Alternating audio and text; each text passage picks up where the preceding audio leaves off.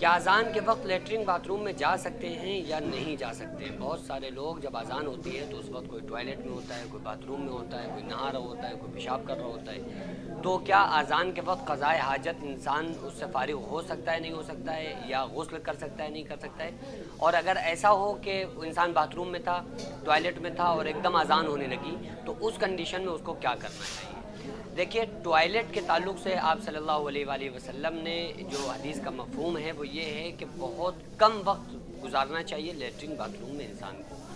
کیونکہ یہ لیٹرنگ اور باتھ روم چونکہ ایک انسان کی ضرورت ہے، تو ظاہر سی بات ہے کہ اس میں جانا تو انسان کے لیے کمپلسری ہے، لیکن جتنی جلدی ہو سکے فارغ ہونے کی کوشش کریں۔ آج کل اس ڈیجیٹل دور میں، سوشل میڈیا کے دور میں، زیادہ تر لوگ موبائل کا یوز کرتے ہیں لیٹرنگ باتھ روم میں، اور لیٹرنگ میں تو کرتے ہی کرتے ہیں۔ اکثریت نوجوان طبقے کی ایسی ہے کہ وہ لیٹرنگ میں موبائل کا استعمال کرتے ہیں، اور ان کو یہ پتہ نہیں ہے کہ یہ لیٹرنگ میں موبائل کا استعمال کرنا یہ ایک بہت بیکار سا عمل ہے، بہت بیکار سا عمل ہے۔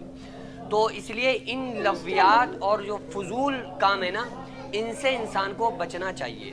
اور اذان کے وقت اگر کوئی انسان لیٹرنگ میں جا رہا ہے تو اس کو اس وقت یہ خیال رکھنا چاہیے کہ اگر کسی انسان کو حاجت ہے لیٹرنگ میں جانے کی، قضائے حاجت کے لیے اسے باتھ روم لیٹرنگ میں جانا ہے، اب اذان ہونے لگی اور وہ بندہ ابھی اندر داخل نہیں ہوا، تو اس کو چاہیے کہ وہ تھوڑی سی دیر اگر ممکن ہو، اگر پاسبل ہو، اگر وہ رک سکتا ہو، تو پھر اس کو اس دوران لیٹرنگ میں نہ داخل ہو، اتنا احتیاط کر لے اذان کا۔ اور اگر اندر داخل ہو گیا ہے یا وہ پیشاب وغیرہ سے فارغ ہو رہا ہے، تو اس ٹائم پھر اس کو یہ تصور میں، خیال میں لانا نہیں چاہیے کہ اذان ہو رہی ہے، اور نہ ہی اذان کا جواب لیٹرنگ باتھ روم میں دینا چاہیے، کیونکہ آپ یہ دیکھیں نا کہ جو لیٹرنگ میں جانے کی جو دعا ہے، اللہم انی اعوذ بک من الخبث والخبائث، یہ دعا بھی انسان کو پہلے پڑھنا چاہیے، یہ پہلے پڑھے پھر داخل ہو لیٹرنگ میں۔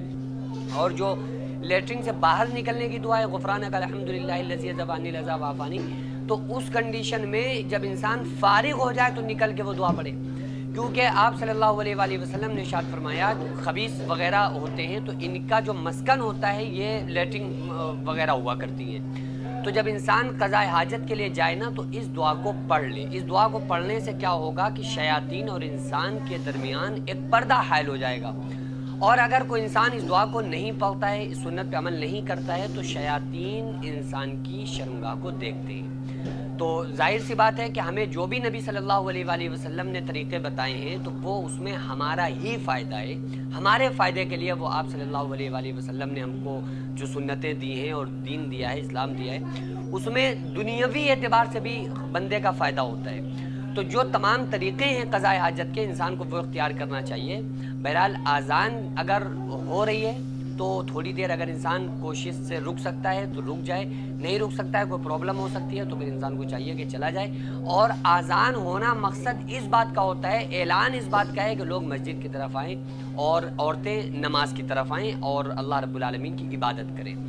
تو انسان کا بس یہی فوکس ہونا چاہیے۔ ہم کیا کرتے ہیں کہ رسمی طور پر اذان کو فالو کرتے ہیں اور عملی طور پر اذان کو فالو ہی نہیں کرتے۔ عملی طور پر اذان کو فالو کرنے کا مطلب یہ ہوگا کہ عورتیں فوراً نماز کی طرف آئیں، گھروں میں نماز کے لیے مصلی بچھا دیں، مرد حضرات فوراً مسجدوں کی طرف دوڑ پڑیں جیسے ہی اذان ہو۔ جو مدرسہ آپ دیکھ رہے ہیں یہ لیڈیز مدرسہ ہے، جس کی زمین کو میں نے اپنا کھیت بیچ کر جس کو خریدا، اور ایک منزل تک بنانے کا فی الحال ارادہ ہے، انشاءاللہ بنا لوں گا، لیکن اس کے بعد اس میں کروڑوں روپے کا خرچ ہے۔ آپ لوگوں سے گزارش ہے زیادہ سے زیادہ اس میں تعاون کریں، اللہ تبارک و تعالیٰ اس کا اجر آپ کو 70 گنا آخرت میں، 10 گنا دنیا میں، اور مرنے کے بعد قیامت تک اللہ تعالیٰ اس کا ثواب آپ کو عطا فرمائے گا۔